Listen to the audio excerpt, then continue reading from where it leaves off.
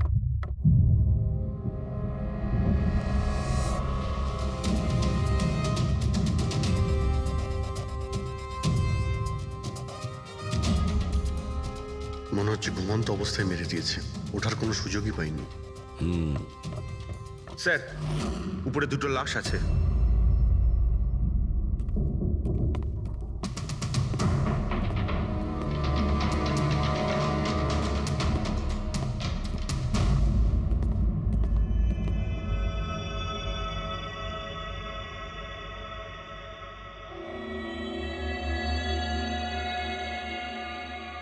মনে হচ্ছে চাকরের চিৎকার শুনেও বাইরে এসেছিল, আর খুনি ওকে এখানেই মেরে দিয়েছে।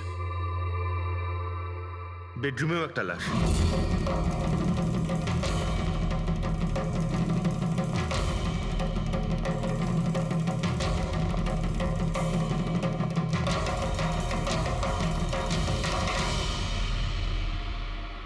আওয়াজ শুনে হয়তো ওঠার চেষ্টা করেছিলেন, আর এখানেই মেরে দিয়েছে।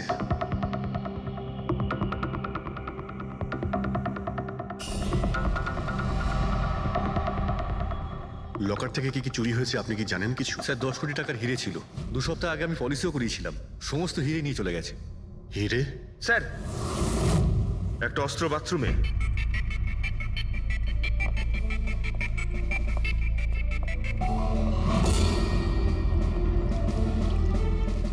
মনে হচ্ছে এইটা দিয়ে সব কটাকে মেরেছে।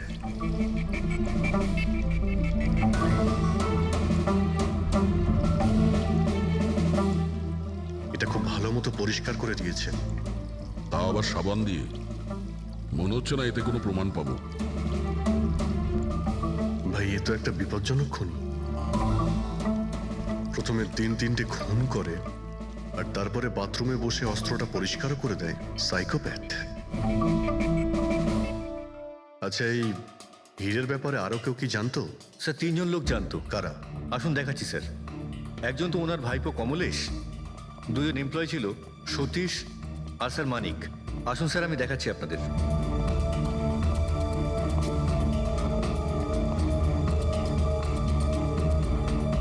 স্যার, ইনি হলেন সেট ভাইয়ের ভাইপো কমলেশ।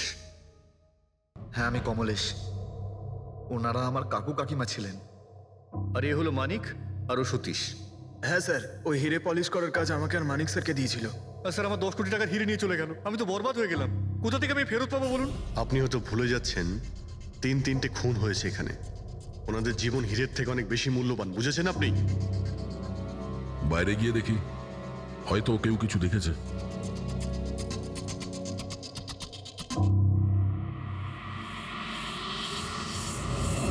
আমাদের কাল রাতের সিসিটিভি ফুটেজ চাই। এই ক্যামেরা চলছে তো? হ্যাঁ স্যার, কিন্তু কাল রাত 2 থেকে 3টের মধ্যে কারেন্ট চলে গেছিল।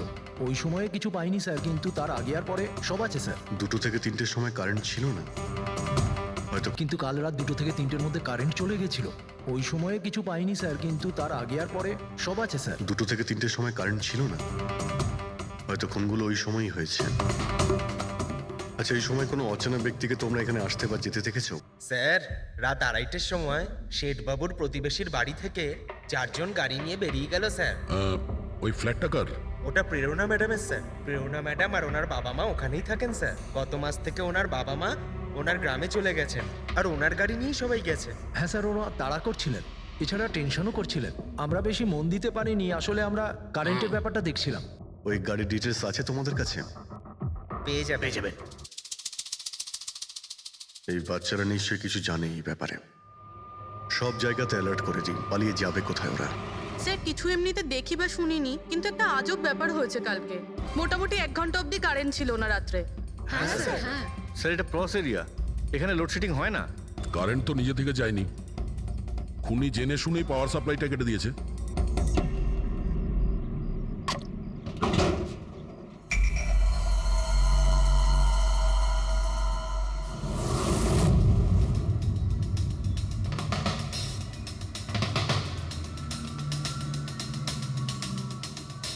স্যার, এই দেখুন, কেউ নাড়াচাড়া তো করেছে।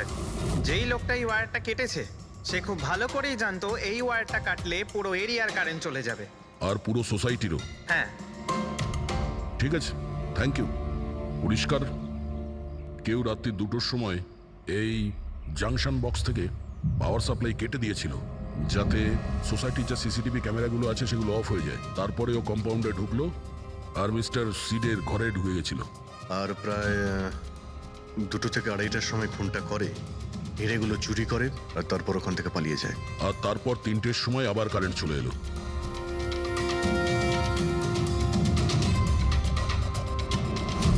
স্যার আপনার থিওরিতে একটু গন্ডগোল দেখতে পাচ্ছি।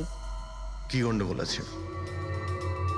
ওই 3 জনের মৃত্যু 2টো থেকে 3টের মধ্যে হয়নি। কি তাহলে কখন মারা গেছে? এর ধরো 1 ঘন্টা সোয়া 1 ঘন্টা আগে, মানে 1:45 থেকে সোয়া 1টার মধ্যে। এটা কি করে সম্ভব ডক্টর? দয়া এই 3 জনের বডির টেম্পারেচার আর বডির ভেতরের পরিস্থিতি এই কথাই বলছে যে এদের মৃত্যু 1:45 থেকে সোয়া 1টার মধ্যেই হয়েছে। আর তার ওপর এই মিস্টার সৈয়দের ঘড়ি। আক্রমণের সময় উনি নিশ্চয়ই খুনিকে নিজের হাত দিয়ে আটকানোর চেষ্টা করেছিলেন, আর এই ধাক্কাধাক্কিতে ওনার ঘড়িটা বন্ধ হয়ে গিয়েছিল। এখন ঘড়িটা সময় দেখাচ্ছে 12:55। 12:55?